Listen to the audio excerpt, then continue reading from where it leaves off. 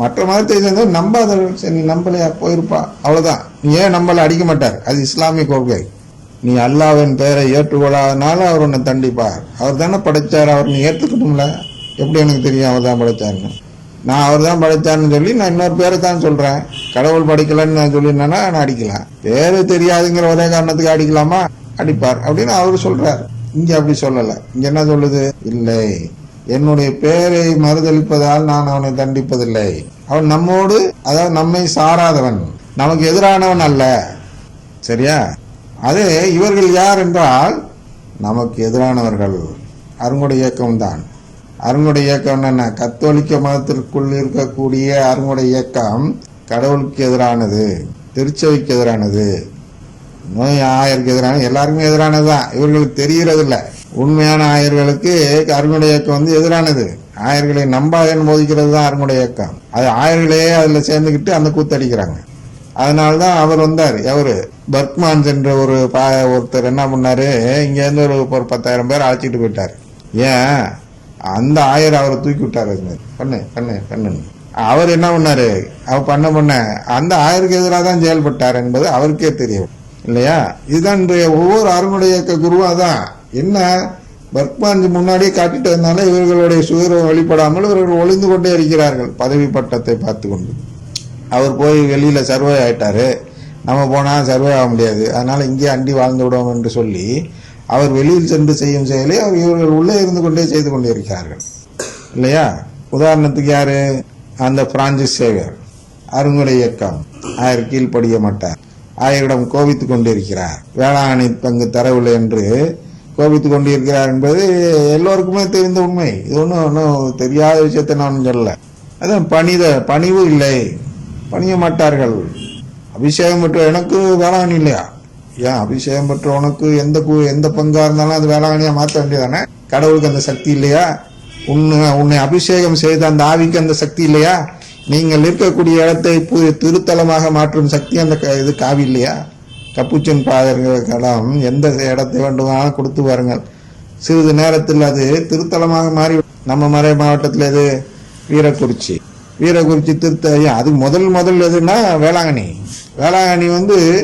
இந்த பிரான்சிஸ்கன் ஃபாதர்ஸிடம் தான் இருந்தது, கப்புச்சின் ஃபாதர்ஸிடம். அது திருத்தலமானதும் அதை மறை மாவட்டம் புடிங்கி கொண்டு அவர்களை அனுப்பிவிட்டார்கள். சரி, போயிட்டாங்க. திரும்பி என்ன பண்ணாங்க? வீரக்குறிச்சியில இருந்தாங்க, வீரக்குறிச்சி திருத்தலம் ஆகிட்டாங்க, திருப்பி அனுப்பிவிட்டார்கள். திருப்பி இன்னொரு இடம் கொடுப்பாங்க, அந்த இடமும் திருப்பி திருத்தலமாகிவிடும். அப்போ இந்த ஒரு மறை மாவட்டத்தில் 3 திருத்தலங்கள் அனைத்துமே யார் உருவாக்கியது? கப்புச்சன் குருக்கள். ஏனென்றால் அவர்களிடம் தூய ஆவியானவர் செயல்படுகிறார். திருச்சியில் இடம் கொடுத்தார்கள், அமலாசிரம் திருத்தலம். எங்க வேண்டுமானாலும் போங்கள், இவர்கள் இருக்கக்கூடிய இடம் சிறிது காலத்தில் திருத்தலமாக உடனே பிடுங்கிவிடுவார்கள். அவர்களை வரட்டி கொண்டே இருப்பார்கள். சுண்டம்பட்டி என்ற இடம் இருக்கிறது, கிருஷ்ணகிரி. அப்படிதான் அங்கே ஆரம்பித்தார்கள். அங்கே திருத்தலம் போன்று சில இது வந்ததும் திரும்பி மறை மாவட்டம் கேட்டு விட்டது. ஏதோ பங்கை மறை மாவட்டத்துக்கு கொடுத்து விட்டு இவர்களுடைய செயல்பாடு மட்டும் பின்னாடி இருக்குது என்று நினைக்கிறேன். அதுபோன்று இவர்கள் எங்கே சென்றாலும் அங்கே ஒரு திருத்தலம் உருவாகிவிடும். ஏனென்றால் இவர்களிடம் தூய ஆவியானவர் செயல்படுகிறார். அதுபோன்று நீங்கள் நேரடியா, நான் பொதுவாக ஒரு சபையை சொல்கிறேன். ஏன்னா பிரான்சிஸ்கன் சபை என்றால் ஏழை சபை, ஏழ்மையை ஆன்மீகமாக வைத்திருக்கும் சபை. அந்த ஏழ்மையை, அந்த தத்துவத்தை எப்படி இந்த பிரான்சிஸ் திருத்தந்தை அவர்கள் இந்த ஏழ்மையை ஏற்றுக்கொண்டார் அல்லவா, அதை தூய ஆவியானவர் ஆதரிக்கிறார் என்று காட்டுவதற்காக அவர்கள் செல்லும் இடங்கள் திருத்தலமாக மாறுகின்றன. இது போன்று எத்தனை அருங்குடை இயக்க குருக்கள் அவர்கள் இருந்த பங்கை திருத்தலமாக மாற்றி இருக்கிறார்கள் பாருங்கள்.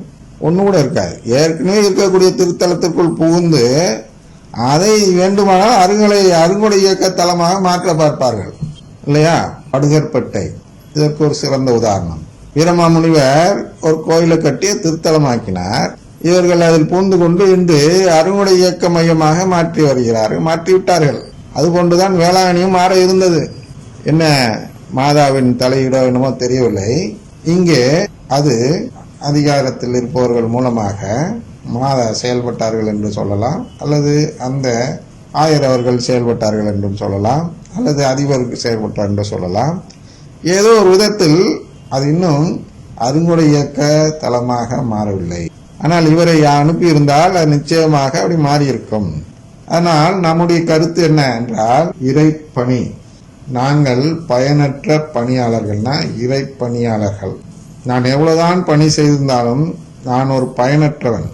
அன்னை தெரசால், அசிசியார், இது போன்று யாரெல்லாம் உங்களுக்கு சிறந்த புனிதர்கள் என்று தோன்றுகிறதோ, வீரமாமுனிவர் கூட வேண்டுமானாலும் எடுத்துக்கொள்ளுங்கள், அருளானந்தர் எடுத்துக்கொள்ளுங்கள், நாமெல்லாம் என்று இந்த 2 நபர்கள் இல்லை என்றால் இந்த தமிழகத்தில் கிறிஸ்தவம் இல்லை என்று சொல்லக்கூடிய அளவுக்கு அவர்கள் சவேரியார், தெற்கே சவேரியார் என்றெல்லாம் இந்த தமிழகத்தை 3 பாகமாக பிரித்து பார்க்கலாம். இந்த 3 நபர்கள் பெரும் பணி செய்திருக்கிறார்கள். ஆனால் இவர்கள் அந்த பணி செய்ததால் இவர்கள் புனிதர்கள் அல்ல. இவர்கள் கடவுளின் குடும்பத்திற்கு உழைத்ததால் இவர்கள் எல்லாம் புனிதர்கள். அதைதான் நீங்க சொல்ல வருகிறது. ஆண்டவர் உரைத்தது, உங்கள் பணியாளர் உழுது விட்டோ மந்தையை மேய்த்து விட்டோ வயல்வெளியிலிருந்து வரும்போது அவரிடம் நீர் உடனே வந்து உணவருந்த அமரும் என்று உங்களில் எவராது சொல்வாரா? மாறாக, எனக்கு உணவு ஏற்பாடு செய்யும், உம் இடையை பரிந்து கட்டி கொண்டு நான் உண்டு குடிக்கும் வரை எனக்கு பணிவிடை செய்யும், அதன் பிறகு நீர் உண்டு குடிக்கலாம் என்று சொல்வார் அல்லவா? இதுதான் ஏற்கனவே அவன் டயர்டாக வர்றான் வேலை செஞ்சுட்டு. ஐயோ நீ டயர்டா இருக்க, ரெஸ்ட் எடு நம்ம சொல்றது பதிலா, செஞ்சிட்டியா, சரி வா அடுத்த இது செய், அது செஞ்சிட்டியா அடுத்த இதை செய் அப்படின்னு அடுத்தடுத்து வேலை தானே சொல்லுவான் அப்படின்னு சொல்றார்.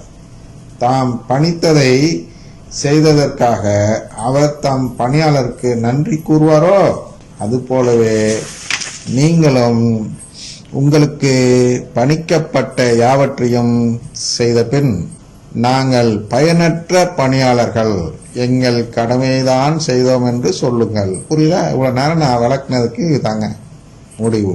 இவ்வளவுதாங்க. நீ பணியெல்லாம் நான் அவ்வளவு செஞ்சுட்டேன், அதனால எனக்கு நீ புள்ளி ஆக்கு என்று அந்த பணியாளர் சொல்லக்கூடாது. அது நீதி அல்ல. நல்லா புரிஞ்சுங்க.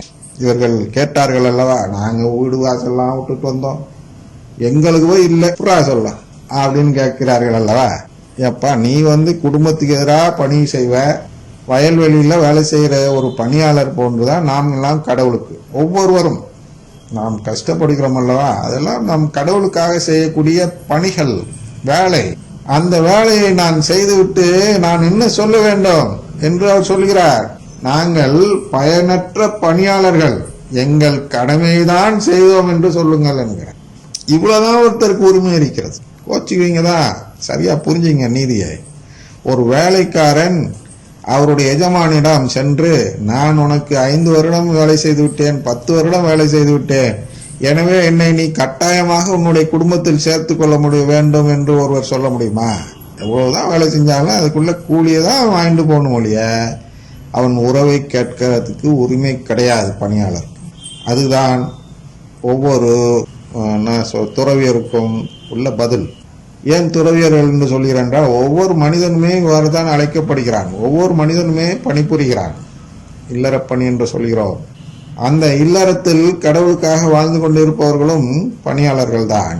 எல்லாருமே சொல்றாங்க. ஆனா உலகம் எப்படி பார்க்கிறது, துறவிகள் தான் ஏதோ திருத்தொண்டு செய்கிறார்கள் என்று அதனால் அவர்களை வைத்தே பார்ப்போம். துறவிகள் என்ன செய்கிறார்கள்? துறவரம் என்றால் அவர்களுடைய வாழ்க்கையை கடவுளுக்காக அர்ப்பணித்து விட்டு வருகிறார்கள். அவர்களுடைய வாழ்க்கையை அர்ப்பணித்து விட்ட ஒரே காரணத்தால் உறவு கேட்பதற்கு அவர்களுக்கு உரிமை இல்லை. கூலி கேட்கலாம். கூலிக்கு தான் அவர் என்ன செய்யறாருன்னா, இந்த உலகத்துல உயிர் கொடுக்கிறார், ஒரு வாழ்வை கொடுக்கிறார். அந்த வாழ்வுக்கு நம்ம என்ன விலை கொடுத்துட்டா வந்தோம்? இல்ல, நாம் எதுவுமே கொடுக்காம, நம்மிடம் எந்த கைமாறும் எதிர்பார்க்காம நமக்கு ஒரு வாழ்வை கொடுத்திருக்கிறார். அந்த வாழ்வை கொடுப்பதற்கு நன்றி கடனாக நாம் அவருக்கு உழைத்து கடனை அடைக்க பார்க்க வேண்டும். மீண்டும் ஒரு வாழ்வை, அவருடைய உறவை கேட்டு நாம் அவரை கட்டாயப்படுத்த முடியாது. அது மாதிரிதான் இந்த வேலைக்காரர்கள், நாம் எல்லாம் வேலைக்காரர் தான். அதனால வேலைக்காரர்கள் அந்த வேலையை செய்து முடித்து வந்ததும் எஜமானிடம் என காலமைக்க விடுன்னு சொல்ல முடியாது. அதுக்கெல்லாம் உரிமை இல்லை.